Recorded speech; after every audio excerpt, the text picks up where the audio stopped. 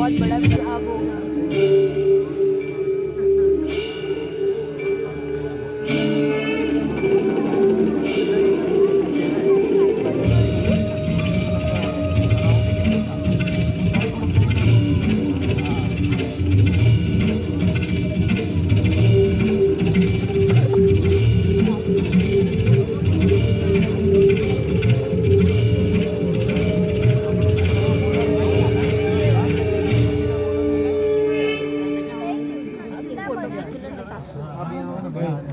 अरे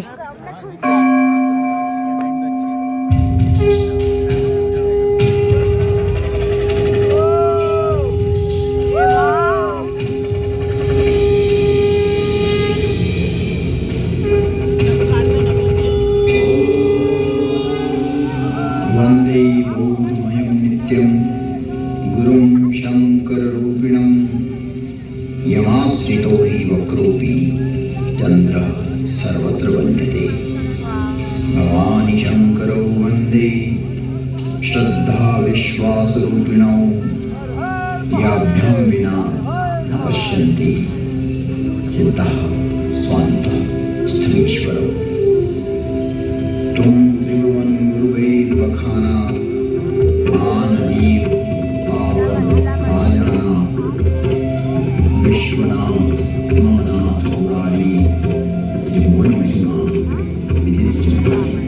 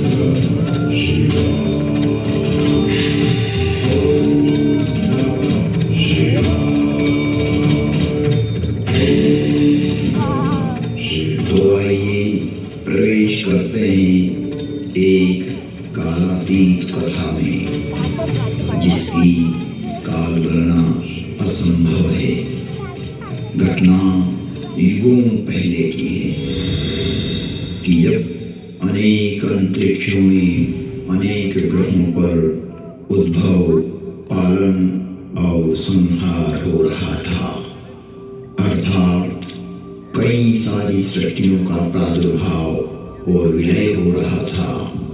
कई वहाँ की सभ्यताएं विकसित हो रही थी तो कोई नष्ट हो रही थी, और वर्तमान में भी यही क्रम अनंत कालों से चल रहा है और अनंत कल्प कल्पांतरों तक चलता ही रहेगा। यह अंतहीन क्रम है, परंतु यह घटना इस पृथ्वी नामक ग्रह की है कि जब यहाँ सब कुछ निशब्द था, समस्त पृथ्वी जल आप्लावित थी, तभी भगवान विष्णु ने वराह रूप धारण कर पृथ्वी के कुछ भाग को जल से बाहर निकाला, जिससे कालांतर में इस पृथ्वी पर जीव पनपने लगा और एक बड़ी काल गणना के बाद यहाँ मानव पैदा हुआ। किंतु उसे किसी प्रकार का बोध नहीं था, किसी भी प्रकार की अभिव्यक्ति की समझ नहीं थी। ना तो उस समय शब्द था, ना कोई वर्णाक्षर। चराचर जीव जगत अपने अपने समूह में एक मूक दृष्टि से एक दूसरे को निहारते थे, लेकिन कुछ भी अभिव्यक्ति नहीं कर सकते थे। चारों तरफ इस पृथ्वी पर सन्नाटा ही सन्नाटा था। प्राकृतिक स्वरों, ध्वनियों के अतिरिक्त यह पृथ्वी निशब्द थी। ऐसे कई युग बीत गए कि अचानक ब्रह्मा को विचार आया कि पृथ्वी का निर्माण हो चुका है। विष्णु ने अपनी व्यवस्था भी व्यापित कर दी है, लेकिन शब्द की उत्पत्ति कौन करेगा? बिना वाणी अभिव्यक्ति कैसे हो पाएगी? जब ब्रह्मा और विष्णु को प्रेरणा हुई कि देवों के देव महादेव ही इस सृष्टि में शब्द की स्थापना कर सकते हैं, शब्द ब्रह्म का दान दे सकते हैं,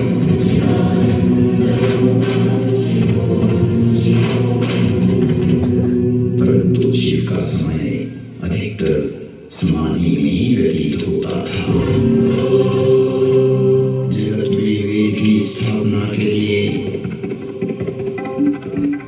मनुष्यों में, प्राणियों में सत्य, प्रेम और करुणा की भावना प्रकट करने के लिए, शब्द को देह देने के लिए महादेव को समाधि से जगाना अति आवश्यक है। जब ब्रह्मा, विष्णु और सारे देवताओं ने महर्षि पाणिनि को प्रेरणा की कि वो महादेव को प्रसन्न कर जगत में शब्द प्रकट करने की प्रार्थना करें,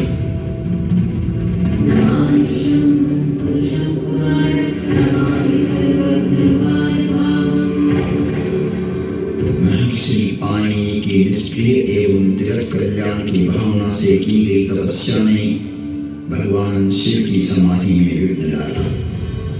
महादेव की समाधि असमय भंग हो गई। महादेव की जागते ही उनका रौद्र रूप प्रकट हुआ और उन्होंने अपना नाद शस्त्र डमरू उठाया और भयंकर तांडव करने लगे।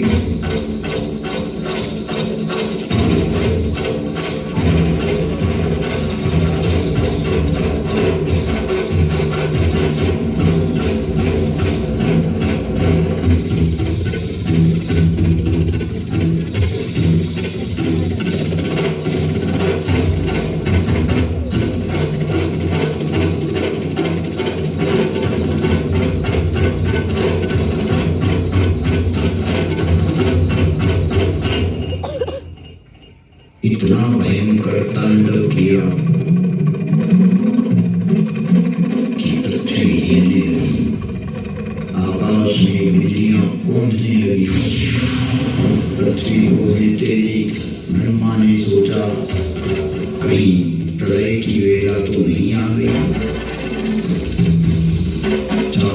जब समुद्र में उफान आ रहा था, हवाएं चक्रवात का रूप लेकर आकाश की ओर बढ़ रही थी। पूरी पृथ्वी अपनी दूरी पर ऐसे डोलने लगी मानो पृथ्वी समुद्र पर तैर रही हो। तब महादेव ने अपना डमरू बजाया और असमय समाधि में हुए विघ्न के कारण तांडव करते हुए मानो अपने इस नाद से संसार को बधिर कर देंगे,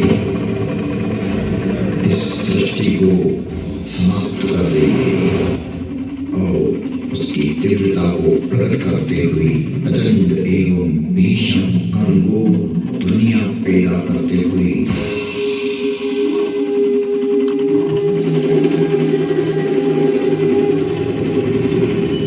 उग्र एवं महिमामय भयंकर डमरू नाद किया, जिससे प्राणी मात्र की श्रवण इंद्रियां लुप्त हो गई। नाद इतना भयावह था कि प्राणी मात्र के कर्ण भेद हो गए। कुछ काल के लिए यह स्थिति बन गई। महादेव तांडव करते हुए अपने उग्र नाद वाद्य से कुछ ऐसी शाब्दिक रचना की जो आज इस भूमंडल पर शब्द और श्रवण का कारण है, जिसे महर्षि पाणिनि ने अवरुद्ध हुई अपनी श्रवण इंद्रियां पुनः जागृत होने पर शब्दों में पिरोया। जगत कल्याण के लिए महादेव की प्रेरणा से नाद वाद्य से निकली हुई ध्वनियां जो आज इस संसार में व्याप्त है। इस भूमंडल पर कोई भी व्यक्ति किसी भी भाषा में अपनी अभिव्यक्ति करता हो, उसका उद्गम स्रोत महादेव का डमरू ही है। और वो डमरू इस प्रकार बोला, ऐं ऋ ऋ ऐं ऐयौ हयवरट् लं यमगणनं जभय गणदश जबगणदश खपचटत चटतौ कपय शशशर हल।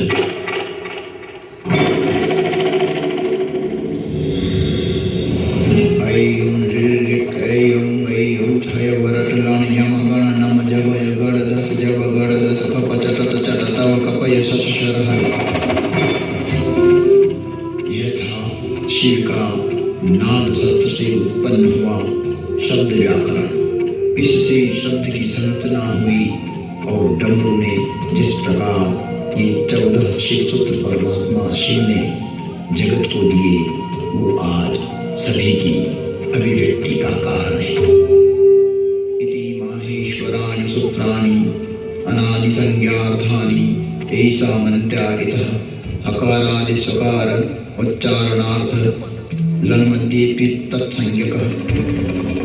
शिव के नाद तांडव के बाद संज्ञा, संधि, ओष्ठ, जिह्वा, कंठ, नासिका, पुल्लिंग, स्त्रीलिंग, नपुंसकलिंग आदि आदि वर्णों की उत्पत्ति के स्थान तय हुए। वाणी में व्यापकता आई, वाणी की श्रेणियां निर्धारित हुई, वर्ण का लिंग तय हुआ। मुख और नासिका से एक साथ उच्चारित होने वाले वर्णों की उत्पत्ति हुई, जो लघु सिद्धांत कौमुदी में संक्षिप्त रूप से वर्णित है, जिसका विस्तार सिद्धांत कौमुदी में प्रतिपादित हुआ है, जिसे हम अल्प समय में अभिव्यक्त नहीं कर सकते। शिव के निनाद तांडव के उपरांत महर्षि पाणिनि ने शब्द की रचना की और अक्षर को रूप देने के लिए प्रथम प्रार्थना की। न त्वां सरस्वतीं देवीं शुद्धां पुण्यां करोम्यहं पाणिनीय प्रवेशाय लघु सिद्धांत कौमुदी। महर्षि पाणिनि ने विनय कर लघु सिद्धांत कौमुदी की रचना की, जो आज इस जगत में सर्वभाषाओं का मूल है, जो कि सनातन है, शाश्वत है। नृत्यावसाने नटराजराजः ननादढक्वां नवपञ्चवारम् उद्धर्तु कामाद् सर्गादिसिद्धये एतद्विमर्शे शिवशत्रुजातो। तुम त्रिभुवन गुरुवेद बखाना, आन जीव पावर का जाना। विश्वनाथ ममनाथ पुरारी, त्रिभुवन महिमा विदित तुम्हारी।